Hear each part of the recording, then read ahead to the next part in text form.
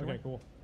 Hey guys, let me start off by presenting you with a utopia. Imagine a world where we're no longer reliant on fossil fuels.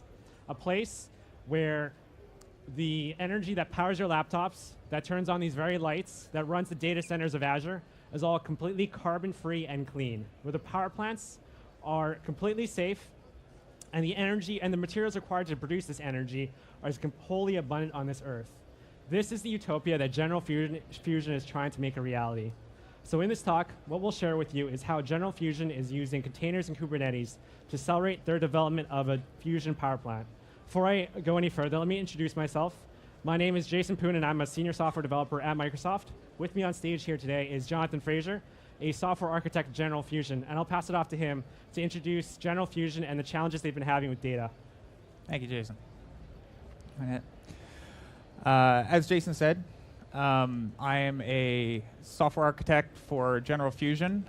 General Fusion is a small startup company based out of Vancouver, BC, who has the somewhat ambitious goal of producing the world's first commercial fusion power plant. The company was founded in 2002 by Dr. Michel Laberge and has since grown to over 65 employees, about 50 of which are physicists and engineers, and has collected about $100 million in funding. And what that money has gone to is building what you see here on the screen. What these are our fusion machines, or plasma machines, as we might say. And the goal of these machines is to iterate the quality, temperature, and lifetime of plasmas so that we can compress them to fusion conditions and eventually produce power.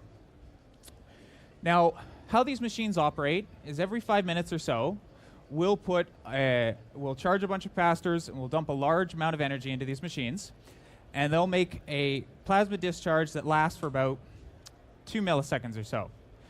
But during that 2 milliseconds, we have a whole array of sensors collecting data about temperature, currents, voltages, magnetic fields, and that all gets sent back to our data acquisition equipment. We collect about 200 megabytes of raw data on a given shot, but we'll have 2 or 3 machines running, and each of them will be taking shots at about every 5 minutes. On a good day, we'll collect about 10 gigabytes of data. So what we're working with here is a way to improve our analysis of this data over the large data set. Yep. So as I said, we start with the raw sensor data that comes out of machines, but the raw data that we collect out of these machines is not very useful. It's voltages on a digitizer. So we combine that with calibration data, which is provided us from our engineers and from our physicists, and mix that in with some processing code to produce what we call physics data. This physics data is the real data that we care about. It is the actual currents in the plasma, it's the magnetic fields, the temperatures, all the things that tell us how well things are going. Our physicists and our engineers look at that data, and then they iterate both the machines, but they also might come back and tell us that the calibrations are wrong, or the processing code's wrong. And that means we have to go back and we have to review all of that data that was done with the original processing code or the original calibration data and correct for it and adjust what our iterations are going to be. So there are some challenges in this workflow. Fusion research has been around for quite a while, and there are a lot of tools. People have their own workflows for doing things, their own techniques. You have things written in MATLAB. You have things written in R. You have things written in Fortran, of all languages. And so whatever solution we have for working with this big data set, it has to work with all of these existing tools. We also have the issue of trying to schedule that processing. So when you have to reprocess that big batch of data, that you're able to break that data up into components and then chew on it in a timely manner. There's the other issue of data provenance. Now this one's a tricky one and a new one. And what ends up happening is when an engineer or one of our scientists pushes a new calibration or pushes a new processing pipeline, we need to be able to go back and figure out why we made decisions previously and what new information this adjustment is telling us. And so we have to be able to look back through that history of data and see what changed. And so that's a very critical requirement to be able to see how these adjustments are affecting our downstream results and conclusions.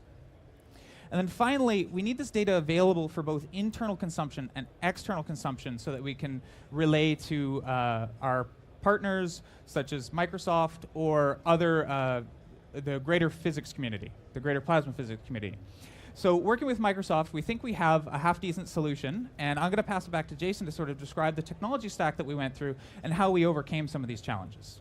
Perfect. So as Jonathan mentioned, there's 4 requirements that we need to solve for. So for those of you who have been paying attention or at least read the title of the talk, you'll know where we're going with this, but allow me to indulge you and kind of share with you the due diligence we did to investigate the other solutions that we looked at. So number 1, obviously, is Apache Hadoop. So that is obviously the big dog in the big data world. It helps us solve kind of the job scheduling part of it, but we're still left with having to refactor or port all these different processing codes, whether it be Fortran, Python, or whatever code to the Hadoop languages. We get the same set of pros and cons with Apache Spark and with Azure Data Factory. So let me now introduce what we did. Firstly, we kind of use Docker. So Docker allows us to package all these disparate languages processing codes. So I, in my professional career, have never seen a line of Fortran, and thankfully with Docker, that can remain to be so. So once we have all these containers, once we have all this code containerized, how do we then manage its compute? How do we then manage its execution and its runtime? That's kind of where Kubernetes comes in. So as Scott Guthrie mentioned in his keynote this morning, Kubernetes is one of the orchestrators supported by Azure Container Service. It was originally developed by Google, but has since then been donated to the Linux Foundation, and it helps us with the job scheduling. So we, at that point, don't really care about the code. We don't really care about the container. We just tell Kubernetes, we want you to do this work, and Kubernetes takes care of doing whatever it does. So Docker and Kubernetes helps us solve the disparate languages and job scheduling. Now we're left with data provenance and collaboration, and that's where Pachyderm comes in. So Pachyderm in itself is an open source container-based data platform, and it runs right on top of Kubernetes. It borrows a lot of semantics from Git, and in doing so, we're actually able to version our data. So as we go through and change data, you can actually see how your result set was actually calculated given its dependencies. And now that we're able to version both code using Docker and normal CI Git, as well as version data through Pachyderm, it's very easy for us to collaborate with General Fusion and sharing different processing codes or sharing the results. So it's kind of enough talk. Let's kind of show you what we mean and go straight to our demo. So I'll pass it off to John here. We'll walk through kind of a simplified workflow of what we're about to build. Okay, I want to get the demo set up. Okay, so we're not going to take a full plasma physics processing pipeline and throw it at you guys. That might be a bit much. So we're going to scale that down a little bit and give you just kind of a sample of what those flows might look like and how this suite of tools has helped us accomplish that goal. So like I was saying previously, we start with the sensor data and we start with some calibration values. And we're going to pass that into, in this case, the processing pipeline is just going to be a simple scaling value. We're just going to scale the data. Maybe we're correcting for units or something like that. That's reasonably common, but there are also far more in-depth processing corrections that we can be doing. The next thing we're going to do is, once we have data that's approximately accurate, we're going to be doing some regressions on that data. Combining it. In this case, we're going to take a collection of those signals and average them together and produce some plots. This, of course, stands in for a more complicated regression, but it can show you how the flow might work. I also want to point out that the languages that we're choosing is .NET and Python. Why the choice of those languages? No other than to show you that you don't depend on the particulars of the language. You can use anything that can read from a file or write to a file and put into a Docker container, and that will fit into this analysis flow.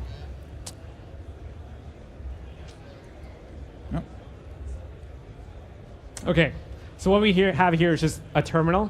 I'm actually gone ahead and deployed Kubernetes onto Azure, so kubectl get node.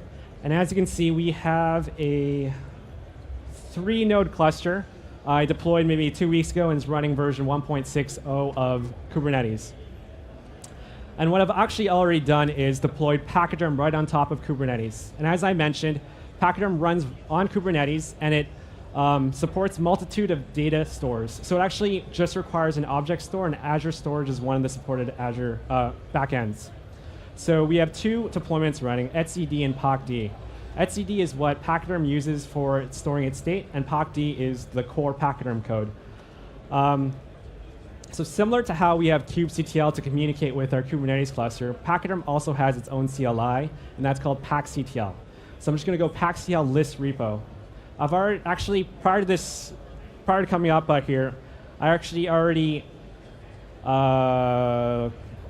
okay, it's dead. But I've already seeded the data with the two sensor values, sensor and calibration. Actually, let me fix this.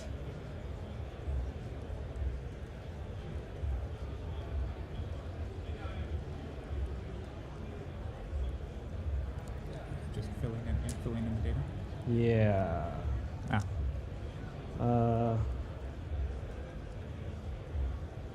Okay, this time it worked. So as you can see, there's two repositories, raw and calibration.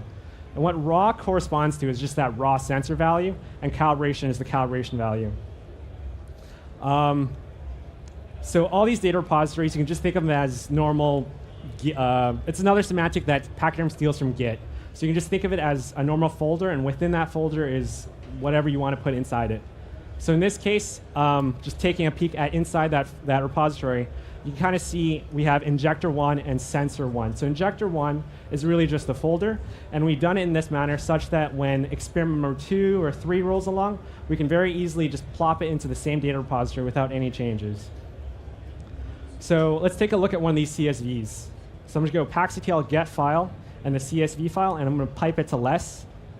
And you'll see it's really actually not a CSV at all. It's a carriage return delimited file of scalar values, about 10,000 of them, kind of boring to look at. So here is a graph of the data. So what you see here is what might come out of our data acquisition equipment. It's a very finely time-resolved series of one of our sensors. In this case, I believe it's magnetic field. But in this state, this would be raw voltage. This is not very useful. This comes straight from the hardware. Doesn't really reflect much of what we want, what our physicists need or what our engineers need. So now that we've taken a look at the sensor data, let's take a quick brief look at what calibration data looks like. So calibration data, I have a simple CSV, and it's really just 3 values, 1, 1, and 1. So as I said, we're just going to be using to scale the data.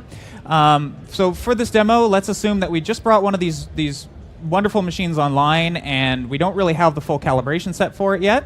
So we're just going to put in a placeholder calibration, just set it to Unity, just so we can get the pipelines flowing, and our engineers downstream can start looking at the data. All right, so now that we have the 2 data repositories, let's actually create a pipeline. So what we want to do is create a pipeline that will take in the 2 data repositories that we're just looking at, process it, calibrate it, and actually create a new output. So we do that using packtl create pipeline. And then this is what that scale.json file looks like.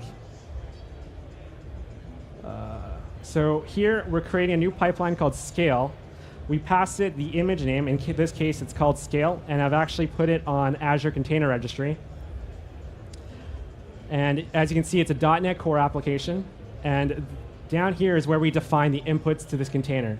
So when we create that pipeline, Pachyderm will actually deploy this container onto Kubernetes, and it will feed it these 2 data repositories. It will feed it raw and calibration.